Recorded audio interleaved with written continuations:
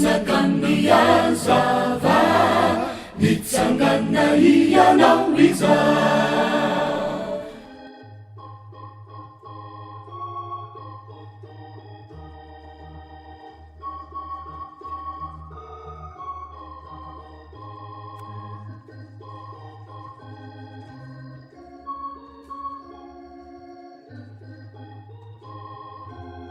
Ira fito sy telonjato.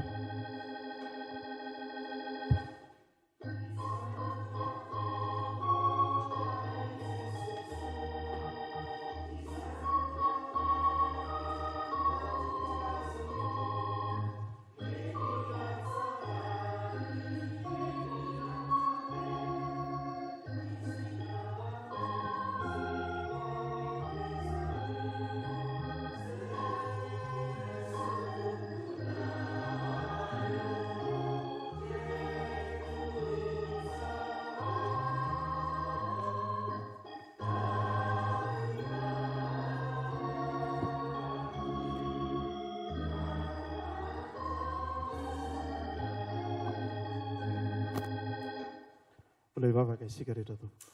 Misaotra anao Jesosy izahay noho ny fitiavanao anay. Ka avorinao eto amin'ity tempolinao ity andre ny teninao izay mitaona anay mandrakariva amin'ny fanatonana anao.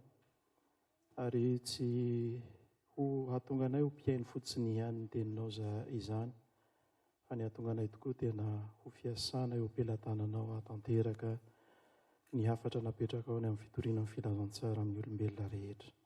Koa indreto izahay Tompo amin'izao andron'ny fiantsoana izao dia mangataka amin'ny fanainao masina hiasa ao am-ponay hanome anay fahazavan-tsaina felony amin'izay tokony hataonay amin'ny fijoroana ho vavolombelonao. Koa dia mitenena Tompo ary mampianara anay fa mihaino izahay. Amen. Fotoana natokana ho alahadin'ny fiantsoana ty andro anio ity, izay iantsoana antsika zanak'Andriamanitra rehetra ny amin'ny asa fanompoana izay atao eo anivon'ny fiangonana. Ny fiantsoana dia mifototra indrindra amin'ny tenin'Andriamanitra. Efa misy moa amin'ny takelaka izay mety ho zaraina amintsika rehefa avy eo fa ny tiana hanorenana ny fiantsoana dia ny Jaona 4:20 dia ny andininy 2:20. Vako toy izao amin'ny anaran'i Jesosy. Hoe Jesosy, lazaiko aminareo marina dia marina tokoa izay mino ahy ny asa ataoko no ataony koa, ary hanao asa lehibe noho izany aza izy satria izaho mankany amin'ny ray.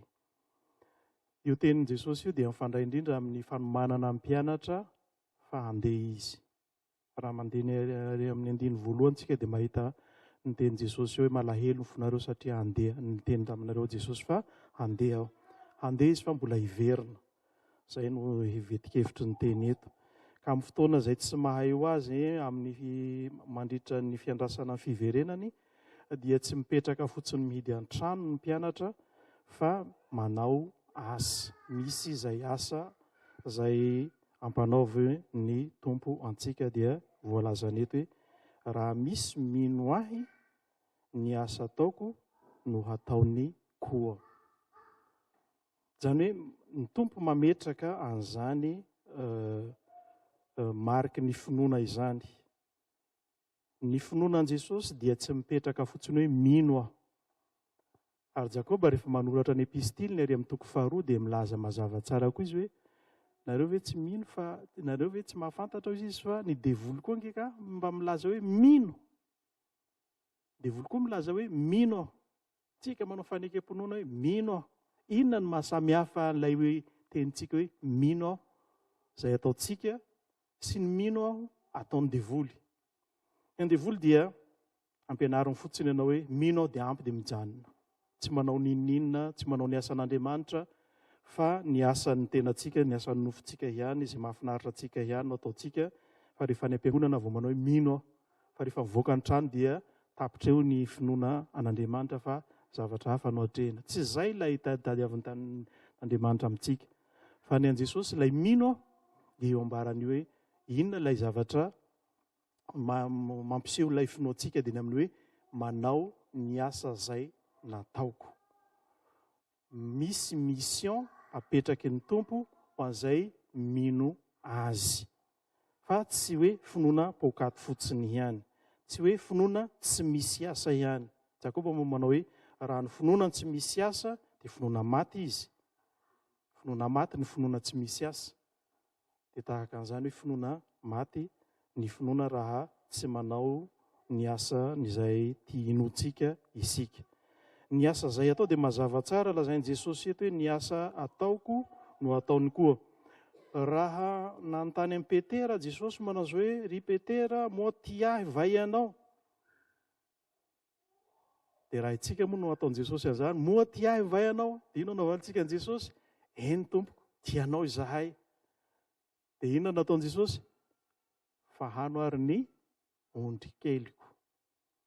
Misy asa zany ilay finoana izay toy ny finoana lazain'i Petera. Fa tsy hoe mino aho dia ay mahafinaritra zany ry Petera, dia tena lehilahy mahafinaritra ianao, mahafinaritra mihitsy ianao tika, tena mino aho. Tsy mijanona amin'izany fotsiny hoe mino ao fotsiny ao am-piangonana eto, vita ny fihainoana toriteny eto amin'ny W eto dia lasa amin'izay miridana manenjika ny raharaha isan'andro any. Fa misy asa izay apetraka Andriamanitra. Ny Petera eto mazava tsara, fahano ary ny ondrikeliko. Intelo Jesosy no nametraka an'izay fanontaniana izay amin'ny Petera. Dia nalahelo Petera satria tsy mitovy amin'izay tena valy tena tadiavin'i Jesosy ny tena famaliny, fa fitiavana somary nitsingevaheva ihany. Io nahatonga an'i Petera lasa nandahan Jesosy tamin'ny fisamborana an' Jesosy hoe ity lehilahy ity mba miaraka amin'io Jesosy io dia tsy fantatro io lehilahy io. Nefa izy ary milaza hoe mino aho, nefa avy eo izy milaza hoe tsy fantatro ianao. Ka maro ny kristianina tahaka an'izany, mino fa rehefa tonga amin'ny sarotra laviny ny finoana, laviny ny fanompoana. Jesosy tsy mitady olona tahaka an'izany. Zany ilay finoana sandoka zany. Tsy manome antsika finoana sadasada ny tompo. Tsy manome antsika finoana kanosa ny tompo, fa finoana velona, miasa no tadiavin'Andriamanitra sy nomeny antsika. Raha manana an'izany finoana izany ianao, dia ilaza tahaka ny Isaia mpaminany fa nahatsiaro ny tsy fahamendrehany Isaia mpaminany tamin'ny isehon'i Jehovah taminy, ka ny teny manao hoe lozako fa mpanota aho, manoloana ny fahamasinan'Andriamanitra. Dia nidiovin'Andriamanitra ny fahotany tamin'ny nametrahana vainafy teo amin'ny lelany, ka dia efa voadio dia nametraka ny fanontanian'Andriamanitra manao iza no andeha hirakay. Dia hoe Isaia hoe inty aho irao aho. Ary tsy mora ny asa natao, tsy mora ny asa izay niandry an'i Isaia, tsy mora. Jeremia dia hitantsika ihany koa tahaka an'izany, miantso ny tompo. Ary ianao amin'ity andro anio ity dia tahaka an'izay niantson'Andriamanitra ny Jeremia koa no iantsony ianao. Dia mipety ny teny Jeremia manoloana ny fahasarotan'ilay asa dia nitady inona izy, nitady teny hoentina hialana an'ilay fiantsona. Dia izy izay mbola zaza aho, tsy mba mahay mandahan-teny aho. Izay ny fialana nataon'i Jeremia mba tsy hanao an'ilay asa. Dia hoy Jehovah manao hoe aza manao hoe mbola zaza ianao, fa handeha amin'izay andrahako ianao. Izany hoe ianao zany raha mandray ny antso, manatanteraka ny antso, tsy manira-tena ianao, fa Andriamanitra no momba anao. Andriamanitra rehefa manao hoe handeha amin'izay andrahako anao ianao, fa tsy hoe mandeha amin'izay tianao alehanao, tsy hoe izay tianao alehano alehanao, tsy izay akory, fa izay andrahako anao i Jehovah. Dia io manome toky Andriamanitra, fa amin'io Andriamanitra momba anao izy, tsy mamela ny mpanompony ho irery Andriamanitra. Tadidinareo hoe Petera amin'ny asan'ny apôstôly toko 12. Faly Herôda nanapaka ny lohan'ny Jakoba tany Ampontsa, lohany izay nananatra azy. Dia hita sitraka amin'ny vahoaka izy dia ndaoko vonoina koa Petera mba hitombo ny lazany. Dia nidina Petera, nasiana gadravy ny tendany, ny tanany, nasiana miaramila anankiroa. Amin'izay ny gadravy tsy mba le ohatra ny menotintsika mahafinaritra ohatra ny bracelet mahafinaritra ireny, fa gadravy taloha izany tena le vy be ireny, kapokapohany eo amin'ny tanana eo dia tsy hisy afahanao mitsoaka mihitsy. Dia Tsy vitany hoe mifatotra fotsiny fa mifatotra amin'ny maramila anankiray eo, ka raha vao mihetsika ianao dia taitra le maramila eo akaiky eo, na le maramila fa miambina tsara. Dia ohatran'izay koa ny tananakavia, anankiroa maramila eo, vavahady vy mbola misy mpiambina, dia mbola misy vavahady hafa koa misy mpiambina, dia azo lazaina fa tsisy hevitra ahafahan'ny Petera miala mihitsy, satria Herodany ampitsony eo fa manomana lanonana lehibe amin'ny hanapahana ny lohany. Fa nivavaka ny kristianina. Rehefa nivavaka ny kristianina, dia indro nisy anjely tonga amin'ny Petera. Dia nanohina amin'ny Petera. Petera matory amin'io satria efa tsisy fanantenana intsony fa hoe dia efa miandry ny fahafatesana fa tsy nampiala amin'ny finoan'i Petera izany. Fa io le voalaza teo hoe Andriamanitra tsy manary ny olona matoky azy. Dia nanohina amin'ny Petera ny anjely. Efa nanohina amin'ny Petera ny anjely, nivahany fatorana. Amin'ny fomba mahagaga, vy be iny niala ho azy. Maramila matory miesona eo akaikiny eo izy roa lahy, samy niala daholo ny gadra. Mivoaka ny vavahady efa mihidy vy be iny, misokatra ho azy. Tsy mba manenonena, riko, mba manaitra an'ilay gardien tao. Fa mivoaka ohatrany hoe misy menaka tsara, mihosotra menaka tsara, misokatra moramora. Dia mivoaka Petera, mandehana hoy ny anjely. Dia nandeha Petera za mbola mety misalasala ahoana izy ity. Fa Petera manosika azy, andehana mivoaka. Ny gardien tsy miaraka amin'ny lefina mitsangana fotsiny tsy mahita ninina, voany tsy mahita, masobe tsy mahita. Nivoaka mivadivady manaraka, dia lasa amin'izay. Rehefa tafavoaka Petera dia lasa ny anjely. Dia ny Petera namonjy ny toerana fivorian'ny kristianina. Ny tiana ho tenenina dia izao, Andriamanitra tena mahay ny zavatra rehetra. Izany no Andriamanitra tsika. Io Andriamanitra namonjy amin'ny Petera tamin'ny fahasahiranana io. Io no Andriamanitra ivavahantsika amin'ity andron'io ity. Tsy miova io. Tsy miova io Andriamanitra io. Fa mamonjy sy manafaka antsika izy ary tsy mamela antsika ho irery izy. Ary io no ataon'i Jesosy manao hoe indro aho momba anareo mandrakariva ambara-pahatonga ny fahataperan'izao tontolo izao. Mbola tsy tapitra anie izao tontolo izao e. Tsy miova io tenin'i Jesosy io. Raha mbola tsy tapitra izao tontolo izao, tsy miova io, mbola mipetraka io tenin'io. Momba antsika izy. Dia manome toky antsika izy fa ianao manao ny asany dia tsy irery. Raha misy olona manohitra sy manenjika anao aza mieritreritra fa ianao no enjehiny, tsia. Fa Jesosy no enjehiny. I Paoly Apôstôly nanenjika ny kristianina tamin'izy nafanafota amin'ny fanenjehana ny fivavahana kristianina. Dia nitady ny fomba rehetrarehetra hanagadrana sy hampahoriana ny kristianina izy rehefa avy namono an'i Stefana. Efa avy namono an'i Stefana izy. Dia lasa indray any Damaskosy andeha hamono ny kristianina rehetrarehetra any. Fanena amin'i Jesosy. Tsy fantan'i Jesosy. Fa nianjery izy dia nisy fahazavana be. Dia hitantsika tsara ny tantara milaza fa nanontany nanontany Petera hoe Paoly Apôstôly zay hoe iza moa ianao izay enjehiko? Iza moa ianao izay enjehiko? Dia hoe Jesosy hoe izaho Jesosy no enjehinao. Iza kay nenjehin'ny Paoly Apôstôly? Kristianina nge enjehina. Ianao no mety ho enjehina. Tsy ianao no enjehina. Fa Jesosy izay ao aminao no enjehiny olona. Io no miady ho anao. Izay ny tsarovy. Raha manao ny asan'Andriamanitra ianao, dia tsy ianao no tompony asa fa ilay naniraka anao no miasa ao aminao. Dia aza mila sitraka amin'ny olona ianao fa mety ho tsikirain'ny olona zavatra ataonao. Inona koa ity tsy mahay ninina ohatran'izao, tsy maninona. Fa io no antsoin'Andriamanitra anao. Mba sokafana ny baibolinareo ao amin'ny Korintianina voalohany, toko voalohany. Misy zavatra tiako resahana kely ho antsika io mialohan'ny ny anona fiantsona.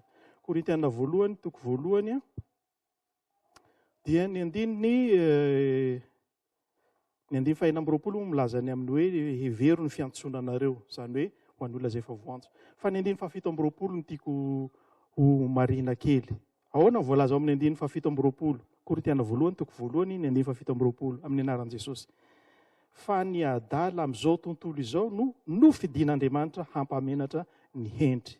Ary nytoyiny ny malemy amin'izao tontolo izao no nofidian'Andriamanitra hampahenatra ny mahery. Ny ivarazana amin'izao tontolo izao sy izay fanevateva no nofidian'Andriamanitra dia natao tsy misy aza mba hahafoana ny misy, mba tsy hisy no firehareha eo anatrehan'Andriamanitra.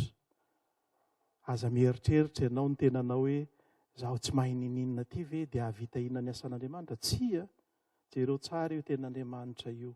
Le olona heverina ho tsisy ilana azy ireny ny tany sain'ny Paoly apôstôly eto, nefa sarobidy amin'Andriamanitra rehefa manao ny asan'Andriamanitra. Ny ivarazana, ny olona atao fanao tsinotsinona, ny olona malemy, manana fahalemena sinsisy, tsy olona tanteraka. Fa raha isika mieritreritra hoe tanteraka aho manao ny asa ty, dia mirehareha ianao zay, dia tsy Andriamanitra tsony ny miasa. Fa ny fireharehana ny lasa loha. Ary eto dia hamafisana izao tenin'Andriamanitra izao, fa tsy hoe olona manana ny kompetansa rehetra ianao zay vao havita ny asan'Andriamanitra. Tsy izany no tadiavin'Andriamanitra. Hoe manana ny diplôma rehetra ianao amin'ity zavatra ty, haiko ty ohatran'izao, zay ianao vao hanao ny asan'Andriamanitra. Tsy miasa amin'izany Andriamanitra. Efa hainao dia efa velana eo ianao. Fa mba tsy hahatonga anao irehareha ny antony tadiavan'Andriamanitra anao mandehana amin'izao herinao izao hoy ny tenin'Andriamanitra.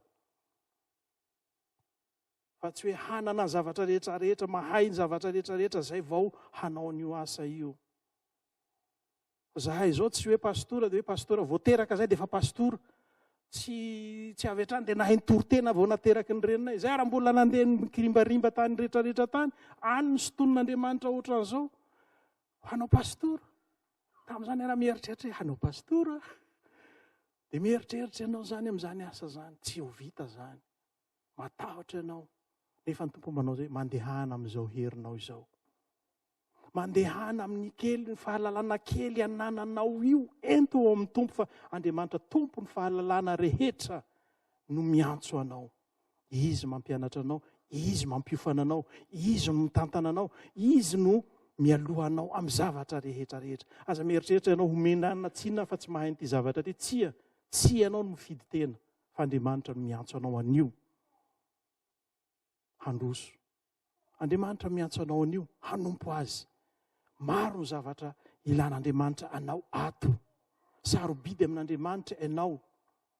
Dia tian'Andriamanitra ianao hanolo tena ho amin'izany asan'izany hoe izay mino ny asa ataoko no atao koa. Ary mametraka fantany izy ary no handeha. Iza no hanaiky. Ianao zao mihitsy no tian'Andriamanitra ho amin'izany asa izany. Ka dia ny fiangonan'Andriamanitra tsy hoe fiangonan'olombelona fotsiny ity, fa ny Andriamanitra ity, tempolin'Andriamanitra ity, mitady ianao izy hanao ny asany. Azon'Andriamanitra atao ny mampiteny ny vato rehefa tsy hitenitsika. Azon'Andriamanitra atao ny maniraka ny anjeliny rehefa tsy hanao ny asa isika. Fa tsy izany no safidin'Andriamanitra. Fa ny safidiny dia izao, ianao io no tadiaviny hiara-miasa aminy, satria izany no tian'Andriamanitra. Miresaka aminao zanany, miresaka aminao mpanompony, misy fampizara ny zavatra rehetra eo aminao mba hatsapanao, fa Andriamanitra fitiavana izy, ka tsy mandà na izay rehetra manatona azy. Maro ny asa asa ataon'ity fiangonana ity, ilain'ny olona ilain'Andriamanitra mba hisy hanatanteraka izany asa izany. Ao ny fampianarana sekoly-alahady, ao ny fanamafisana ny fanekena teo amin'ny batisa, dia ny confirmation, satria ao amin'ny confirmation anao manamafy ny fononao, dia iny ny dingana hahafahanao miroso bebe koa amin'ny asa samihafa ihany koa. Ao ny asa mampiandry, atahoran'ny olona sasany ty hoe mpiandry ty, fa hoe rehefa mpiandry tsy manao an'izao, tsy manao an'izao, tsisy an'izany interdiction zany mandeha mialoha, fa ny an'Andriamanitra dia ny fanekenao zava-dehibe aloha. Ao ny asan'ny diakona, be ny asa atao anatin'ny fiangonana ato, naindray ny diakona ato tsy maharaka akory ny asa. Ao ny asa fiderana, asa fanompoana fiderana, dia ny korala zany. Misy zavatra hafa koa azonao atao, mety anananao talenta nefa tsy voasoratra ao anatin'ity taratasy ity, dia azonao soratanao zany ny zavatra ataonao. Mety ohatra anao hoe mpitendry zava-maneno moa tsika zao, manana anankiray eo, raha sendratsy eo zao i dadatoana dia iza no hitendry eo, tsisy mpitendry, mety misy mpitendry ao fa mila atolotra ho an'ny tompo zany talenta zany. Ka iny zany misy taratasy zaraina aminareo iny dia ho fenoinareo. Tsy voatery ho androany no anateranareo azy fa afaka mieritreritra ianareo, fa raha ny mety dia anio ny tenin'Andriamanitra. Hararaoto ny fotoana fa aza vela mandalo re izao ora izao fa tsy mety tsy ho maraina intsony ny ampitso hoy ny tenin'Andriamanitra. Fa zava-dehibe amin'Andriamanitra ny fanoloranao tena, ny fanoratanao. Aza vela ny devolo no hampitahotra sy hampihororanao hoe tsy hainao zany, tsy hainao zany, tsy tsy misy olona mahay zavatra rehetra eto fa isika dia manolo tena ho an'Andriamanitra fa ny tompo no mampianatra antsika. Ny tompo mampianatra antsika, mampiofana antsika, manolo-tsaina antsika. Zany raha teo ny anarany Andriamanitra mahery, mpanolo-tsaina, Andriamanitra mahagaga, raha andreny mandrakizay ary andreny fiadanana izy. Momba antsika hatrany Andriamanitra. Soraty ao, jereo tsara amin'ilay taratasy eny fa misy soratra hoe mpampianatra. Ireo zany mety voasoratra eo fa mety manana talenta hafa ianao tianao ho ampiasaina ho an'ny fiangonana. Mety ohatra hoe karazana ohatra hoe formateur ianao, formateur na amin'ny fanaovana ny informatika dia tianao mpampianatra momba n'izany ato amin'ity fiangonana ity ho an'ny kristianina. Dia afaka maminao an'izany ianao, hampianatra gestion momba an'izao ho an'ny kristiana ilaina amin'ny fitantana amin'ny fiaraharam-piangonana, afaka manoratra eo ianao. Dia anjara ny fiangonana, anjarantsika na ny fiangonana raha teo amin'izay mandrindra an'ireny rehetrarehetra reny. Aza matahotra ny amin'ny hoe tsy haiko izany, fa ny tompo no mampianatra antsika, izy no mampahiry antsika. Dia soraty eo ny anaranao, ny adresy, ny telefona ahafahana mifandray sy ny courriel koa. Dia soniavy eo ambany, ataova amin'ny anaran'i Jesosy fa aza atao amin'ny anaran'ny tenanao fotsiny fa hoe amin'ny anaran'i Jesosy no nasoniavako an'ity. Ny tompo mahafantatra ny fanoloranao tena. Sarobidy amin'Andriamanitra ny fanoloran-tena. Andriamanitra tsy mitady olona hoe parfait hanao ny asany hoe tena parfait, olona hoe tena azo manana anina rehetrarehetra koa, tena manam-pahaizana na ohatran'izao. Ilaina ny fahaizana fa ny an'Andriamanitra dia izao hoe ny fanoloran-tena antsika no sarobidy aminy, dia izy mampianatra antsika, mampiasa ny talenta ananantsika, ny fahaizana ananantsika hampisehoana ny voninahiny eo anivon'ny fiangonana. Dia samy hivavaka isika rehetra ao anatin'izany, omeny Jesosy tolotolotsaina ny amin'izay tokony atao. Be ny vokatra hoy ny ten'Andriamanitra fa vitsy ny mpiasa, koa ianao no antsoin'ny tompo amin'ity andro anio ity. Ho an'Andriamanitra irery ny voninahitra hanamafisantsika izany antso izany dia ataontsika ambavaka ao anatin'ny vavaka aompontsika ny tena iainantsika ny tononkira izay atao ny hira fa 820 reko izao ry tompo izany antsonao, miantso izany mpanompo mba ho hirakao. Dia ataontsika tena toy ny vavaka ao am-pontsika ny hoe inty, inty, inty ao Jesosy. Andiny voalohany ihany no ataontsika. Miara-mitsangana isika ianao izany teo.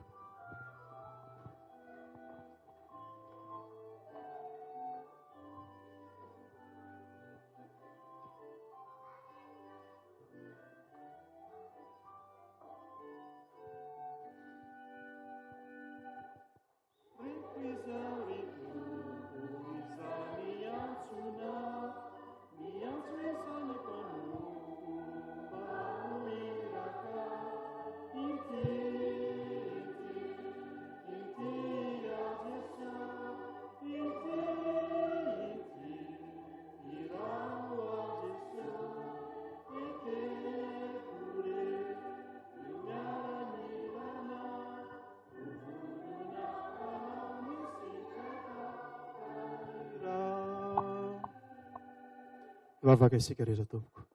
Heninao Jesosy izany hira sandratry ny fona izany. Manaiky tokoa izahay rehetra reto, tsisy na iray nangina fa samy miteny hoe inty, inty aho Jesosy, iraho aho Jesosy. Dia raiso Jesosy izany fanoloran-tena izany. Fa izany ny fanatitra sitraka ao indrindra, dia fanatitra velona amin'ny anoloranay ny tenanay ho fiasana eo am-pelantananao aho, tsy fiasana nataonao fiasana fotsiny fa ho mpiara miasa aminao. Toerana sarobidy zany Jesosy, toerana feno voninahitra zany, miara miasa amin'Andriamanitra izany. Koa dia ampahirezo ny tsirairay ary tehirizo amin'ny hafanampo izay avy aminao izy reto, ary dia ianao Jesosy handray izao fanoloran-tena izao ho anitra ankasitrahanao. Amin'ny anaranao mahavonjy nanaovana izany vavaka izany, misaotra Jesosy, amen. Efa tonga ny mazava ny hiposaka ny voninahiny Jehova, ifampiposaka ao amin'ny ra'ao eto amin'izao tontolo izao.